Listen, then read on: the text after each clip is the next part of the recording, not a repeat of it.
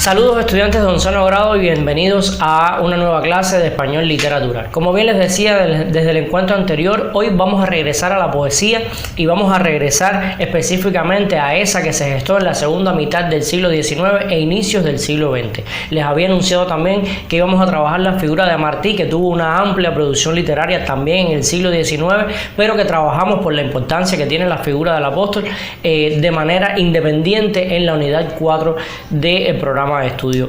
Antes de comenzar, por supuesto, les voy a presentar el asunto que vamos a estar trabajando en la clase de hoy, específicamente la poesía de la segunda mitad del siglo XIX e inicios del XX, José Martí, escritor revolucionario.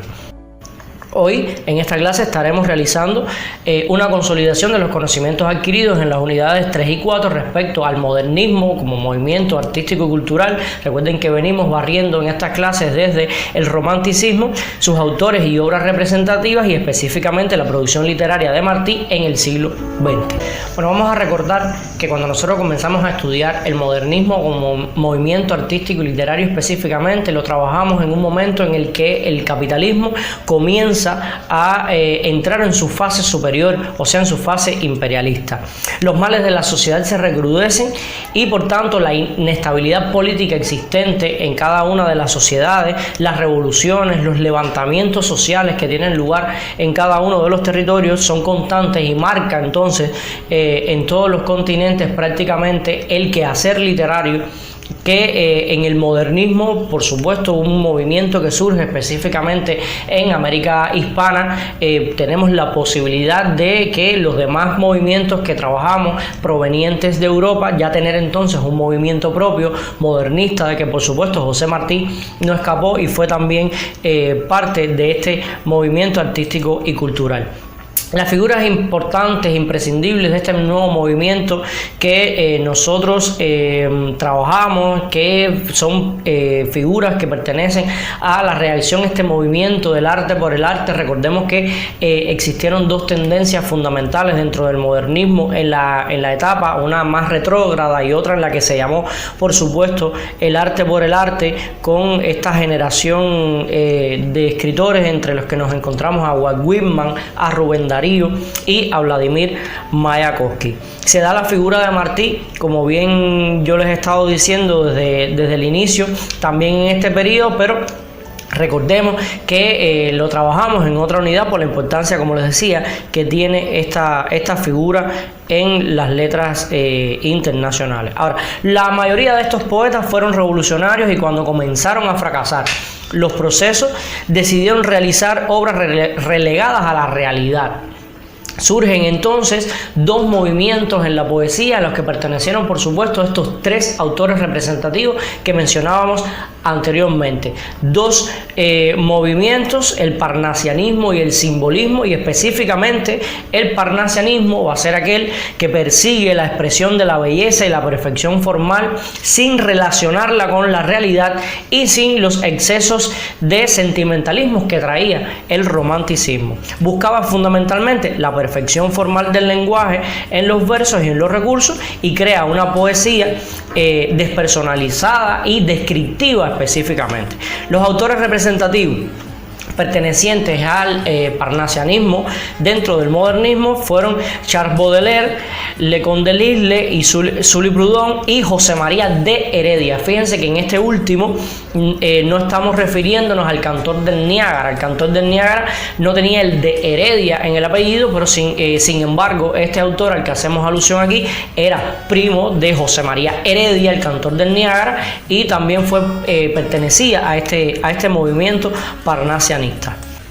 En el caso del simbolismo van a ser autores que son provenientes en su mayoría del anterior, o sea, del parnasianismo, con el cual rompen pretenden descubrir con su poesía las correspondencias ocultas entre los objetos sensibles, para lo que emplearon ampliamente la sinestesia. Recordemos que la sinestesia es ese recurso expresivo donde se trata de colocar en un mismo lugar esa contraposición de elementos que no tienen nada que ver uno con el otro y entonces se asemejan en los versos. Es frecuente también el empleo de símbolos y la búsqueda de una musicalidad perfecta dentro de los versos, sobre todo con el empleo del verso de arte menor. Recordemos que cuando estudiamos la versificación española, los versos de arte menor son aquellos de menos de 8 sílabas métricas. ¿Cuáles fueron los poetas entonces pertenecientes al simbolismo y que eran procedentes, como les decía, del parnasianismo y fueron conocidos como la generación de los poetas malditos, porque se alejaron de esta realidad contada hasta el momento? Tenemos entonces, por supuesto, trabajados en clase, a Charles Baudelaire, que también provenía del parnasianismo, a Stéphane Mallarmé, Paul Verlaine y Arthur Rimbaud. Bien, son los poetas representativos del simbolismo en este movimiento artístico y literario que llamamos modernismo. 3 fueron los autores de este movimiento modernista que se gesta a partir de la llegada del capitalismo a su fase superior. Vamos a escuchar ahora, a partir de la explicación del profesor Jesús Collazo de la televisión educativa, los elementos fundamentales de la vida y obra del autor Walt Whitman. En Norteamérica aparece Estados Unidos a fines del siglo pasado y en este siglo logra acelerar su desarrollo capitalista. Se pone casi al nivel de Europa. ¿Y cómo lo hace? En primer lugar, expandiéndose a fuego hacia el oeste y robándole las tierras a los indios. Usted ha visto las películas del oeste, en que los indios siempre son los malos, pero realmente la historia está contada mal por los propios norteamericanos. Le arrebatan las tierras a los indios. Se van a una guerra civil porque el brillante presidente Abraham Lincoln decretó la abolición de la esclavitud y le arrebatan casi la mitad del territorio a México. ¿Qué les quedaba? Una revolución industrial y llegar a la fase imperialista en tiempo récord. No tengo tiempo para explicar todo esto, pero recuerde que a fines de siglo ya intervinieron en la guerra que los cubanos libraban contra el colonialismo español y cumplieron lo que Martí había advertido, su pretensión de comenzar a apoderarse de América. El autor que nos va a ocupar, Whitman, fue admirado por Martí. En su libro usted tiene un artículo, el poeta Walt Whitman, escrito por nuestro apóstol. Y de él dijo Martí, hay que estudiarlo porque si no es el de mejor gusto, es el más intrépido, abarcador y desembarazado de su tiempo. Así es que, lógicamente, las características de Whitman, en primer lugar su profundo humanismo, no hizo distinción ni de negros, ni de blancos, ni de obreros, ni de ricos, ni de pobres, ni de hombres, ni de mujeres. Su espíritu democrático, pero hay dos muy particulares que usted debe entender y saber explicar: la presencia del yo cósmico y del pluralismo cósmico. Por lo demás, el verso libre, polimétrico, al estilo de la Biblia, el estilo versicular de la Biblia y todas estas otras características que usted debe tener en su libreta. Vamos a ver un pequeño fragmento. Miren cómo se llama su único libro, Hojas de Hierba. Miren qué nombre. Por eso la burguesía lo rechaza. Por eso, mientras prohibían en Estados Unidos la difusión de su libro, Martí enaltecía, destacaba, alababa en un brillante artículo que dio a conocer a Whitman para América. Y en la primera estrofa dice: me celebro y me canto a mí mismo, y lo que yo diga ahora de mí, lo digo de ti, porque lo que yo tengo lo tienes tú, y cada átomo de mi cuerpo es tuyo también. Fíjese que este yo que aparece aquí no es como yo romántico, que es individual, que es egoísta, que es mi problema. Este yo es un yo abarcador que incluye a todo el género humano. De ahí el nombre de yo cósmico. Un yo abarcador que es el hombre en su conjunto, como raza, como ser humano, como comunidad. En otro fragmento se atrevió a decir: soy el poeta de la mujer y el poeta del hombre. Y digo que es tan grande ser hombre como ser mujer, y que nada es tan grande como ser la madre de los hombres. En un país que discrimina a todo el mundo, a la mujer, al obrero, al negro, esto era mucho que decir, y por tanto la burguesía pacata de la época, los críticos, que dice Martí que los críticos buenos son siempre los menos, no reconocieron, y algunos dijeron que la poesía de Whitman no era ni siquiera poesía.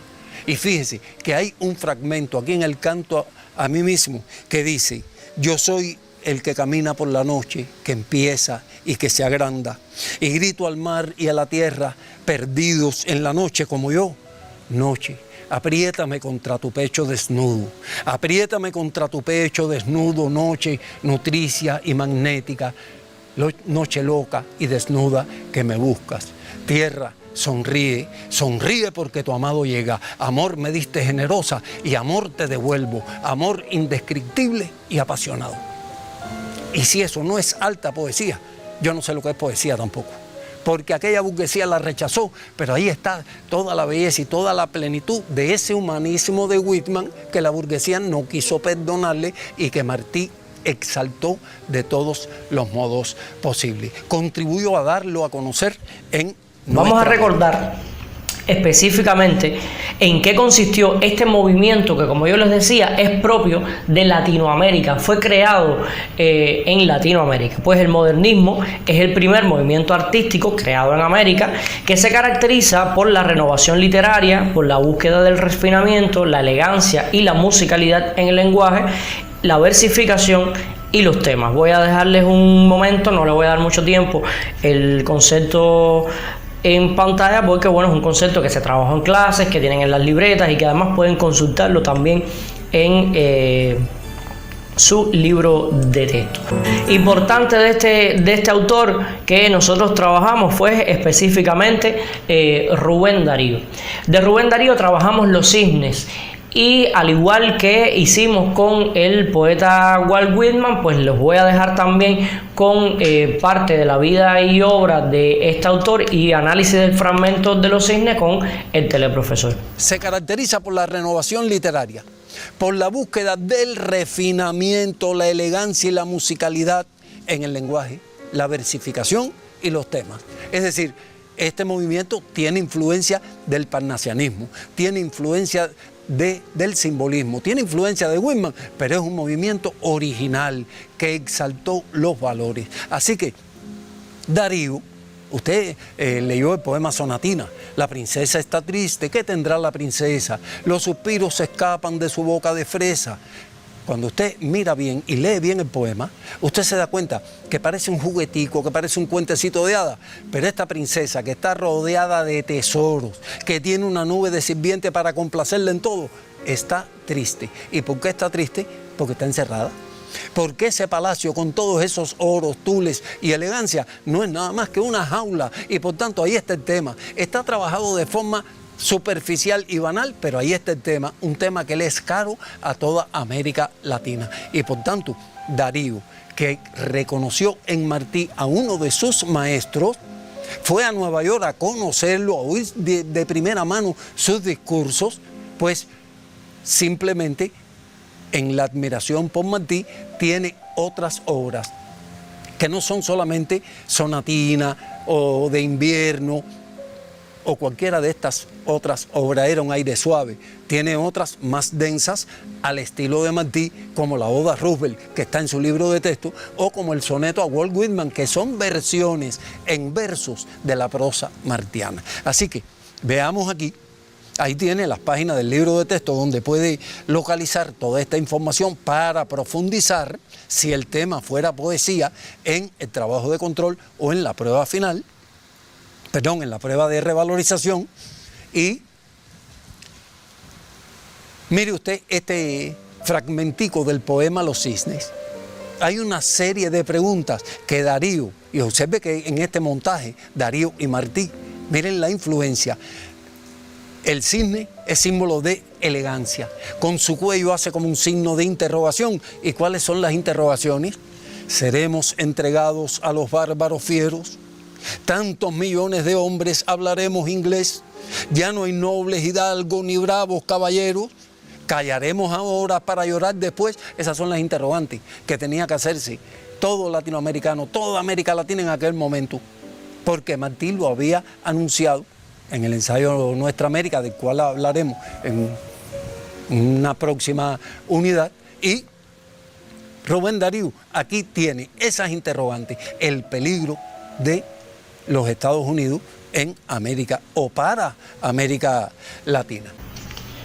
Un último poeta que nosotros trabajamos también de este movimiento modernista fue Vladimir Mayakovsky, conocido como el poeta de la Revolución de Octubre. Recuerden que además en el libro, y nosotros pudimos trabajar también un poema dedicado a la figura de Vladimir Ilich Lenin, porque además fue un poeta que tuvo la posibilidad de ver gestada la Revolución de 1917 e incluso los dos antecedentes anteriores, o sea, el proceso de las tres revoluciones por las que transitó Rusia, terminando en esta entonces triunfante en 1917, y es específicamente el poema titulado Vladimir Ilich Lenin, donde muy bien nos describe Mayakovsky, por supuesto, las honras fúnebres de este líder revolucionario ruso.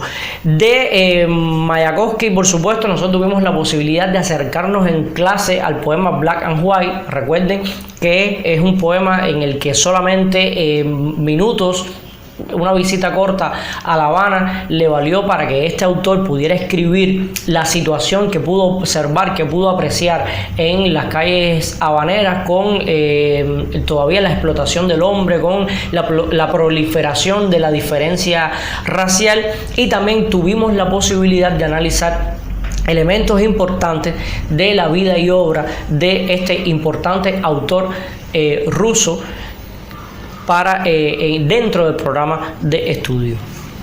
A partir de ahora entraremos en siglo XX. El siglo XX ya usted sabe que fue conflictivo.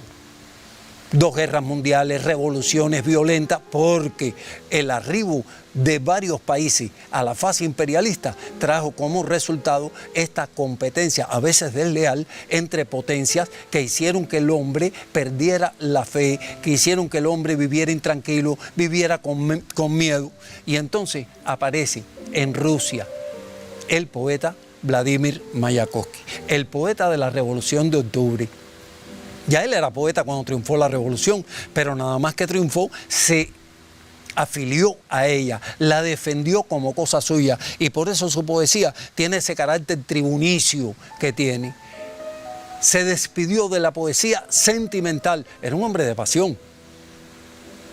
Como Vallejo tuvo varias amantes y a veces las relaciones fueron conflictivas, pero era un hombre de pasión, pero decidió que la poesía debía dedicarla no a sus sentimientos individuales, sino a la labor social. Por tanto, declamaba sus poemas, lo mismo en la unidad militar que en un restaurante, donde quiera, haciendo propaganda de defensa de la joven Revolución de Octubre. Así que es un poeta formidable, pero se afilió a una de las vanguardias, al futurismo. El futurismo tuvo 2 versiones. En Italia se afilió al fascismo, pero en Rusia se afilió al socialismo. Y por tanto, Mayakovsky se afilia a él y lo defiende. Veamos este fragmentico para ver algunas de las características. Miren los versos dislocados tipográficamente en distinto nivel de margen. A eso se le puede denominar también versos escalonados, que es mucho más sencillo. El lenguaje, el de la norma común, pero con ese sentido de exaltación del que está hablando en una tribuna, con hechos, sangre y estrofas insobornables, yo glorifico la desplegada enseña escarlata, la bandera de octubre. Y usted ve ahí los 2 términos, enseña, que es sinónimo de bandera, escarlata, que es rojo, defendiendo lo suyo. Mayakovsky, en un viaje que hizo a los Estados Unidos para dar unas conferencias, estuvo 2 horas en La Habana. Y en 2 horas que estuvo en La Habana, en un recorrido, pudo captar la realidad de Cuba de los años 20. Simplemente la penetración imperialista, la imposición de formas de cultura. En su poema dice que suena y se enciende el jazz. Y luego la más terrible discriminación racial que aparece en su libro de texto, en el poema Black and White, que usted puede leer. Yo no tengo tiempo para tanto. Pero en este poema, aquí tiene unas conclusiones importantes. Se manifiestan los sentimientos del autor de rechazo hacia los explotadores e intrusos. ¿Quiénes son los intrusos? Los que no eran nacionales, pero estaban aquí saqueando la riqueza nacional. Por tanto, el texto tendrá muchas expresiones en inglés. Su tema es la discriminación racial y la explotación social en Cuba por la penetración extranjera antes del triunfo de la revolución. Y como es natural, llegamos hasta el siglo XX con todo este desarrollo de la poesía. Mire cuántos autores que usted no tiene que aprenderse nada de memoria, usted tiene que leer en el libro.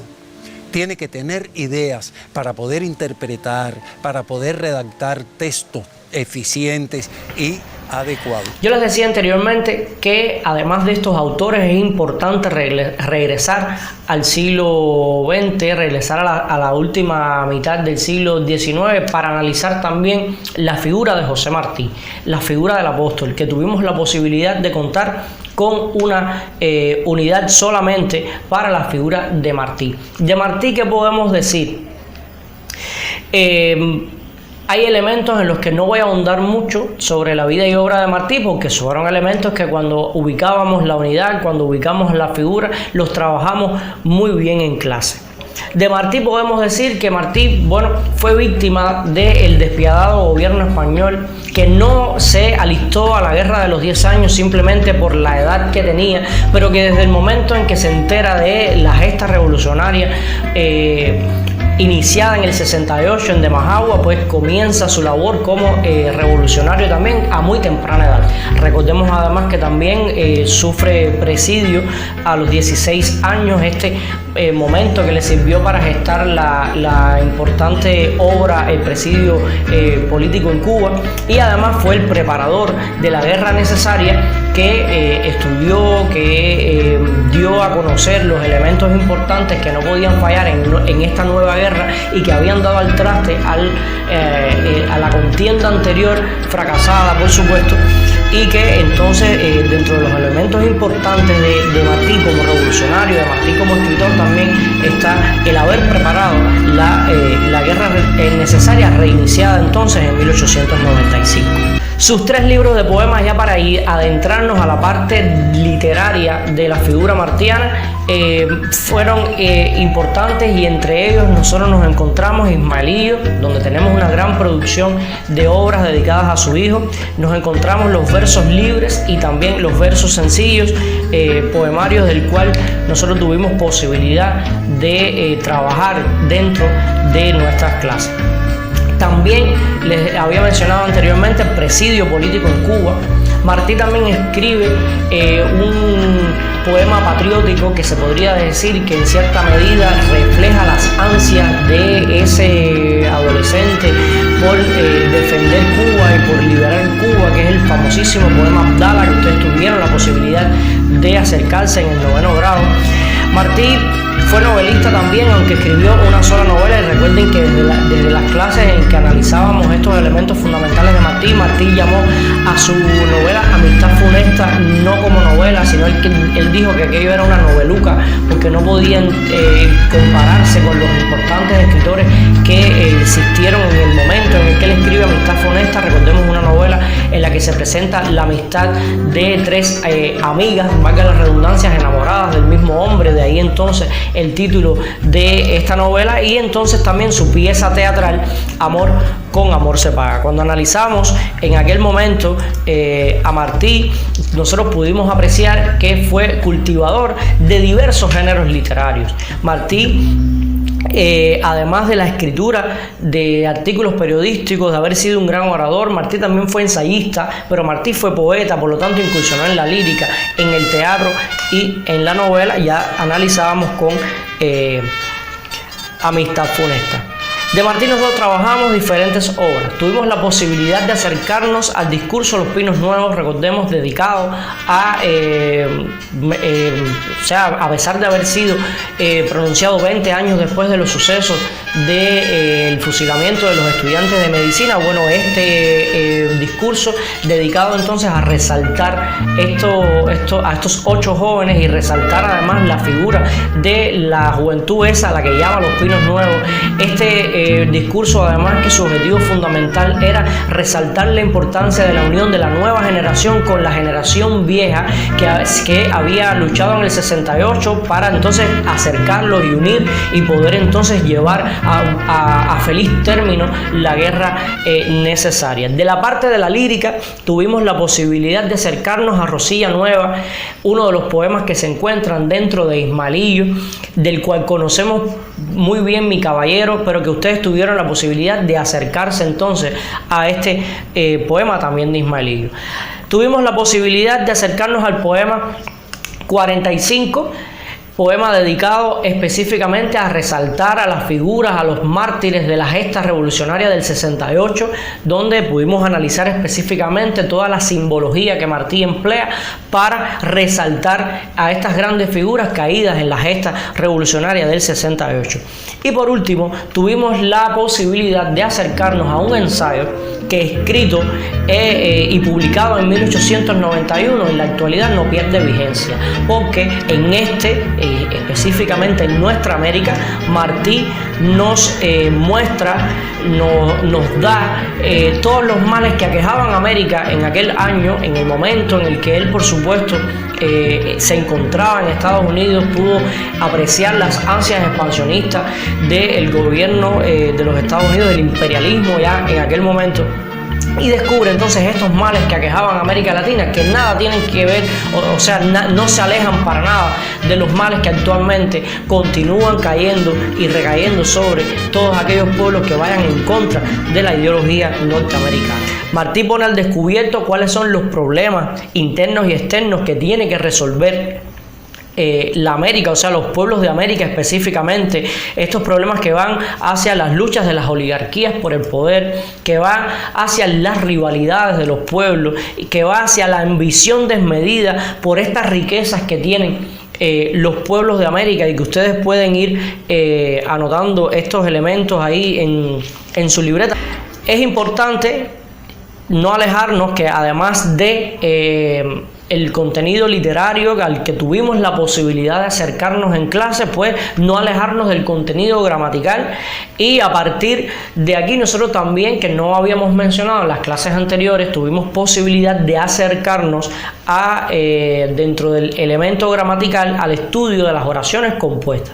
Vamos a observar en el siguiente enunciado, también extraído de este ensayo de Nuestra América, específicamente el párrafo 11 que aparece en su libro de texto en la página 107, el análisis y observar si el siguiente enunciado entonces es simple o es compuesto, y cómo podríamos clasificar el tipo de composición que exista en el caso de ser compuesto. Martí decía en este fragmento: el lujo venenoso, enemigo de la libertad, pudre al hombre liviano y abre la puerta al extranjero. ¿Qué nos quiere decir Martí? Piensen con esta idea, fíjense, el lujo venenoso, que es además, ¿por qué ese lujo venenoso será enemigo de la libertad? Pero además, fíjense, hay un elemento aquí importante, una pareja sintáctica, hombre liviano. ¿Por qué se refiere entonces a este, que es al que entonces pudre ese lujo venenoso? Fíjense, abre entonces esa puerta a ese extranjero. ¿Quién era ese extranjero al que hacía referencia a Martí? Entonces analicemos si este enunciado, este fragmento, es entonces una oración compuesta.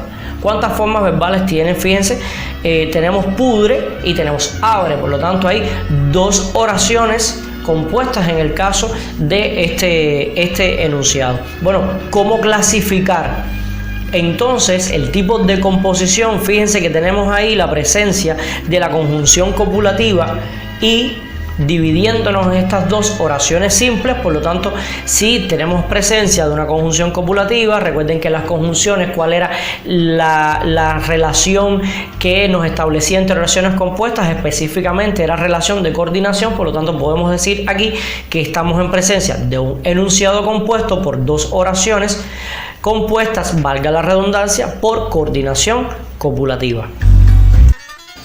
Pero para continuar el estudio de esta parte de la gramática con las oraciones compuestas, yo los voy a dejar con la siguiente actividad independiente, en la que ustedes deberán redactar una oración compuesta por subordinación en la que valoren la importancia que le conceden a la lectura de la obra martiana. Fíjense, una oración compuesta por subordinación, se las dejo abiertas, cojan cualquiera de las oraciones subordinadas, recuerden a qué llamábamos o cuando estábamos en presencia de una oración subordinada, y también les voy a pedir que ustedes clasifiquen la oración que redacten en dicha tarea. Los voy a dejar anotando en la orden del ejercicio y yo los voy a esperar en la siguiente clase.